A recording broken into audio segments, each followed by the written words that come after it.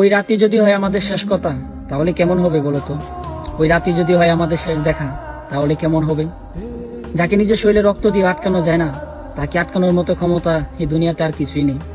আমি জানি আমার ভাগ্য খারাপ, আমি আমার জীবন অনেক কিছুই হারিয়েছি, কিন্তু যখন এই ভুলগুলো মনে করি, তখন শুধু চোখের পানি নয়, মনটা চায় নিজের শরীরের রক্ত নিজের হাত দিয়ে বের করে ফেলি।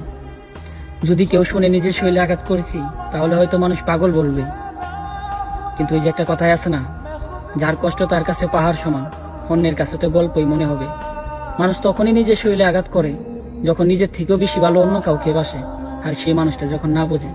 আমি তোমাকে দোষ দিই না, যেখানে আমার ভাগ্য খারাপ ওইখানে তোমাকে দোষ দিয়ে কি হবে, কিন্তু কষ্ট তখনই লাগে যখন মনে হয় তুমি আর আমার নেই।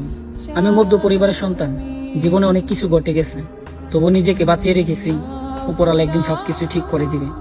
শুনেছি দুঃখের পরে নাকি সুখ আসে, কিন্তু আমার জীবনে দুঃখই শেষ হয় না, সুখ আসবে কি করে?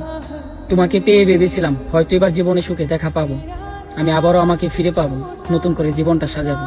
কিন্তু এগুলো ছিল স্বপ্নের মতো, যেরকম স্বপ্ন বাস্তব হয় না, তেমনি তুমিও আমার হলে না। ভালোবাসি কথাটা শুধু আমি একা বলিনি, তুমিও বলেছিলে।